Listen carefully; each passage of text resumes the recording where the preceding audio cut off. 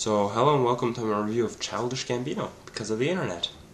I've basically focused on Childish Gambino ever since Camp, which was a more traditional album than this. It was a punchline based rap, and he was a pretty witty writer, which was my thing I came away from Camp with. But in this, he really comes into his own, and he really, for better or worse, changes his style up completely.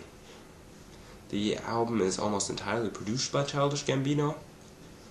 It was entirely recorded in a separate house, and he has a short movie to it, which I unfortunately didn't have the time to watch. But it's basically going to show you how he introspectively lost a part of himself because of the internet, which is a topic you'll see all throughout this album, how a part of yourself and your offline self is lost because of the internet. He feels more empty because of the internet, and I repeated that quite a few times. He has these interesting features, and they're pretty much diverse. You can't really place them. He gets Chance the Rapper, Gina Aiko, Azalea Banks.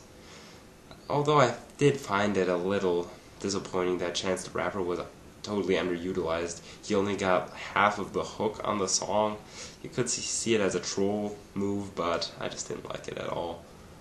But he's in the video for the song All She Needed Was Some, which was the second single off the album, and it's a pretty good song. He also had the guitar bridge. And you have to watch the movie to get the password to watch the video to it. Childish Gambino is the first of a new character for hip-hop. He's one of these smart, trolly rappers with a rich background which he isn't afraid of putting in the forefront. And this is very obvious on one of my favorite tracks, Sweatpants, which is rich douchebaggery, and it's braggadocious. And he's talking about silverware, but really, are you eating though? He adds some ad-libs from Problem, the rapper, which do add to the song. His lyrics aren't of the same quality punchline-wise of rap, but he makes up for that with introspection. And he stays on topic. So he references points, and he has still these smart, well-written lines, but they do not come as often. And sometimes they are good troll rap, other times they are a little corny, and his sense of humor seems forced.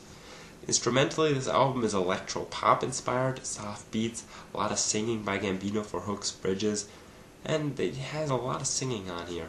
It's very soft, and for me this is kind of a critique point because I personally am not a fan of that style.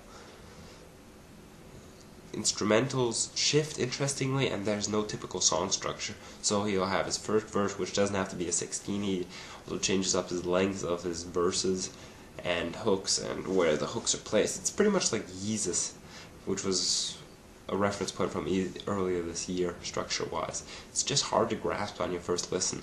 It has some great elements, but my favorite ones are still the traditional hip-hop ones I know, and they're all a little lackluster on this album, and few and far between.